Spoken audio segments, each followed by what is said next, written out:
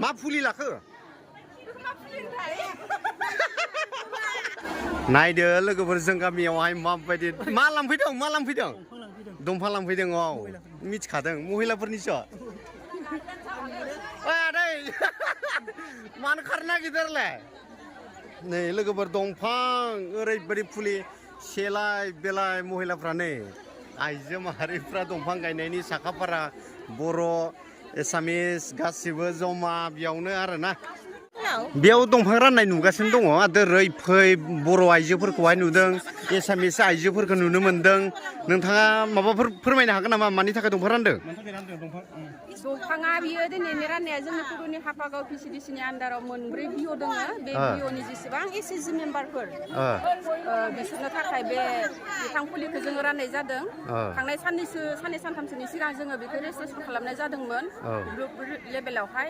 एसएसजि member हिसाबै बिसोरनो दिनै जोङो साफायाव 6 दालमोन खिन्थु बिफाङा एसे खम फैनायखाय सासेयाव फांबा करियै जों हरनाय जादों जों सिस्टेमेटिकेलि राननो नागिरदोंमोन खिन्थु एसएसजि मेम्बारफोरा मोना जागोन होननानैसो सानबाय नामाथाय गावबागाव माने एखे फटाफट सोनानै लाबाय मनायाव बेवहाय एसे गुलाय गुजाय जाबाय आरो दायो रानस्लाबनो हायासै दा मोननांगौ बायदि मोनाबो जानो हासिगौ आरो मानसिफ्रा सोरबाया बांसिन मोनलांसिगोन सोरबाया खम मोनसिगोन आरो सोरबाया मोनस्रायाबो जासिगोन फुलि हिसाबै खैथासो फुलि दंमोन बेयाव दंफां फुलिया गासै बेयाव फैदोंमोन 5000 सामथिं फैदोंमोन बेयावहा मोनब्रै डिपार्टमेन्टनिफ्राय फैदों अंगनाबादिनिफ्रायबो आरो मा होनगोन फार्मारनिफ्रायबो फैदों माखासे टिचार स्टाफनिफ्रायबो फैदों आरो डिलारफोरनिफ्रायबो फैदों आरो जोंनि एसएसजि ओरैनो बेयावहाय दंफां लांनो फैनाया खैजोनसो मानसि जाथावथाव बेयाव जोंनि एसएसजि मेम्बार हिसाबै गासै 615 जन 615 जननो जोङो बेबायदि हरनाय जादों आरो दंफां फुलिखौहाय बिफाङा खोब मोजां मेहगनि दङ आमलाइ दङ जलफाइ दङ आरो लोगोसे तितासाप दङ सिसु दङ आरो खुब मा होनगोन गोनां दाम गोसा बेसेन गोनां बेबायदि बिफांफोर दङ आरोना बेकार नङा बिफाङा खोब मोजांमोन खिन्थु गावनो नस्थ' खालामनानै लाबाय माखासेया नस्थ' जाबाय ओमफ्राय बे दंफांखौहाय जेनेबा मोनसे लामायाव गायगोन ना न'नि बारियाव गायना लागोन ना बबावबा गायगोन बेखौ माने जों एसएसजि मेम्बार हिसाबै साफायाव फांबा खरि होदों नालाय गावनि बारियाव बेखौ गायना दोननांगौ जिहेतु जोंनि दायो जि माबाखौ जों नुनो मोनदों बोथोरखौ खोब गाज्रि जादों दुंनायजों मानसिफोरा मानो थानो हायि बेबायदि जादों देग्लायनि बा बोसोरनैसोनि सिगां माने दुंनाया बारानिफ्राय बारा जादों देग्लायथ' नै बुंनो थाङोबा मा होनगोन 38, 39 बेबायदि माबायाव सफैदों आरो गरमा सहायनो हाया जादों मानसिफोरा बिफां लाइफांफोरखौ दानजोबदों बेनिखायनो बे बिफांखौ गायनानै जों जेन थाजिम मोनो अक्सिजेन जोंनो जगायनानै होनो हायो बिफाङा बेनि थाखाय जोङो बे बिफांखौ होनाय जादों सरकारा थेंक इउ नोंथांनिसिम जा मिथिनो गोनां बेखौहाय नोंथाङा आंनि सिगाङावहाय बे मानसिफोरनो मोनथिहोनायनि थाखाय नोंथांनिसिम मस्ट गोजोननाय जासिबाय थेंक इउ सै फिसा लाबाय दे ओरैबायदि सेलाय बेलाय नै लाजोबबाय दंफां फुलि लोगोफोर बाब मा रोगादों दंफां फुलि लागाव वाव फांसेल' बा मनासे सेखलायदों नै बिथिंबो मा दंफां बेलाय मिस्टां लालि वाव लालि लादोंना लायाखै बा हाथायाव फाननाय हेन जादों लोगोफोर बेयाव हाथाय नङा जों गामियावसो रानदों दंफां फुलि नोंथांमोना नायनो हागोन ओरैबायदि सेलाय बेलाय नै मानसिफ्रा दंफां मोजां मोनाखै नागिरबाय थाबा मोनगोन नागिर बाप ओरैबायदि मानसि नायदो लोगोफोर वाव ख्रि मानसि सोरगिदिं मानसि आरोना नायदो हनै बासि खावै मा दंफां बिलाय सिनाया सेहेरा मोजां माने लालि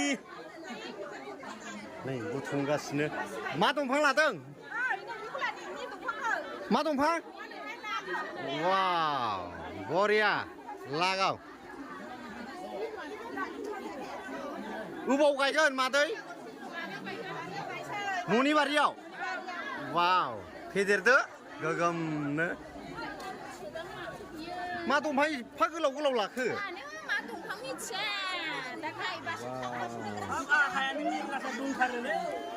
लादो नामार मोननाय नङा मिथिबाय ओरैफै मानसिफोर बेयावहाय दंफां राननाय जादों दंफां फुलि लोगोफोर गायनांगौ बोसोराव खेबसेखौहाय गासैबो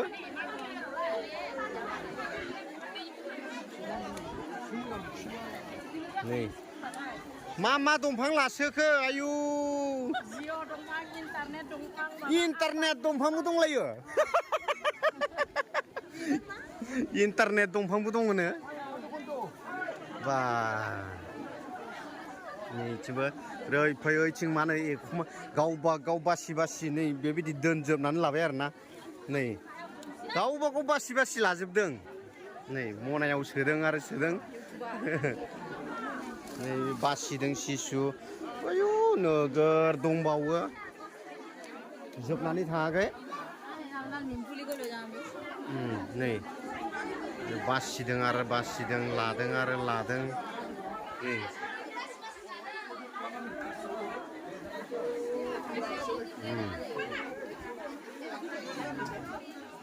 ओरैबायदि मानसि आरोना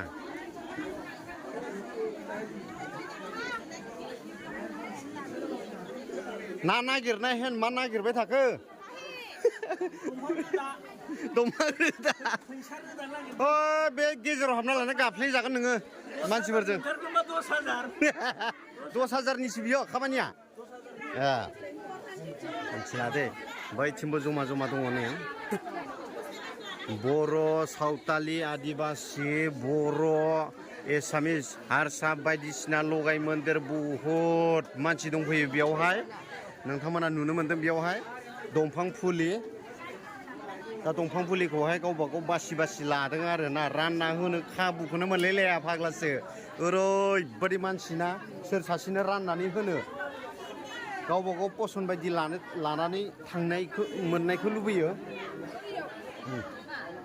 मा फुलि लाखो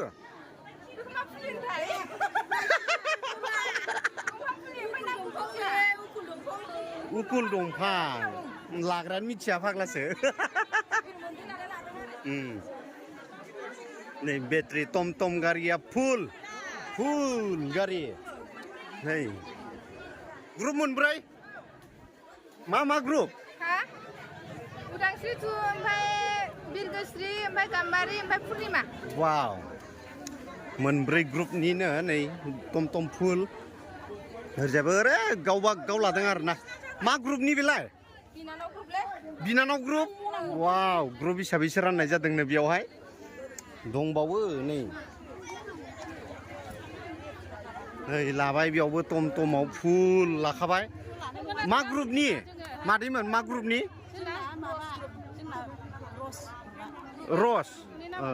रस ग्रुप हा जोंमा बिहनि लागाव गायनांगौ गासैबो केनेका কি গছ এইটো চেচু बरिया इयाव लाबाय नै जोबोर लादों आरो लादों आयु ओइ কি গছ লৈছো নাম নাজানো বুকুল এনে গ্ৰুপৰ নাম থাকিব নেকি আপোনাৰ লৈ যোৱা হা এটাই ন গ্ৰুপটো ইয়াত এইখিনি এটা গ্ৰুপ বোলে হয় এয়া কি গছ লৈছো দিদি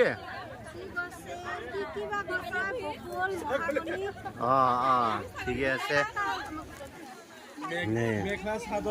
लागायदों नै बेनिया रागा जासो एदावदोंसो लिस्ट खालामदों मिथिंजाय नै वा लाबाय नै बिथिंबो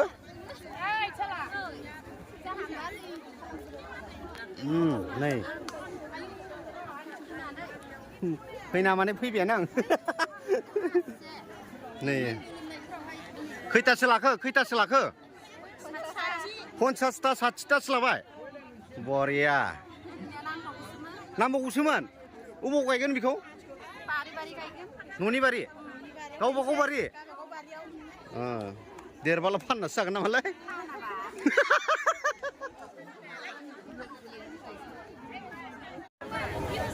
बिखुनजो बिहामजो बोबथिंनानै लाना थांबाय हनै दंफांखौ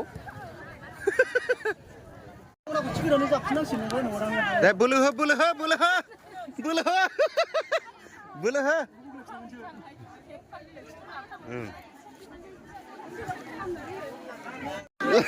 मानला सिखारलाय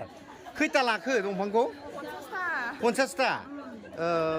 बे अबाव गायगोन बेखौ न'नि बारियाव मा दंफां लाखो मिथिलाहाय नामखौ मा बिफां देनां देरबासो मिथिसिगोन महरखौ नुसिगोन ना नै लाबायनो बिथांमोना 50टा लाबाय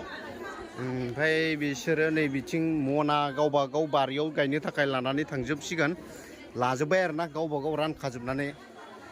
नै बिथिंबो लाबोना दोनबाय नोंथांमोना मिथिखाबाय बे दंफां फुलिखौहाय मानो थाखाय रानदों आरो मानि थाखाय गायदों नागिरबायानो थादों सोरबाया फांब्रैनि फांबानि बारा लादों 6टा लादों 7टा लादों मथा मथि बेयाव लांदां जाजोबदों आरोना नै पुरा लांदां जाजोब्बाय गैलानो नामायबाय माबा नोंनियालाय मा फैसा खुस्रा नामायनाय होन नागिरबाय थादों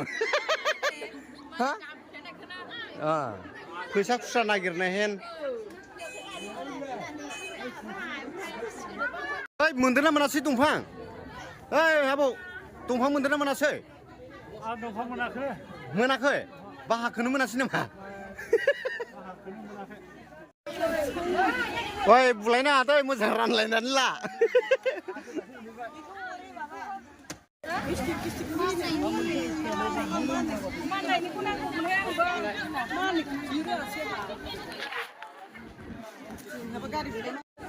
मानि थाखाय दंफां रानदों नोंथांमोना गासैखौबो मोनथिजोबखाबाय अलरेडि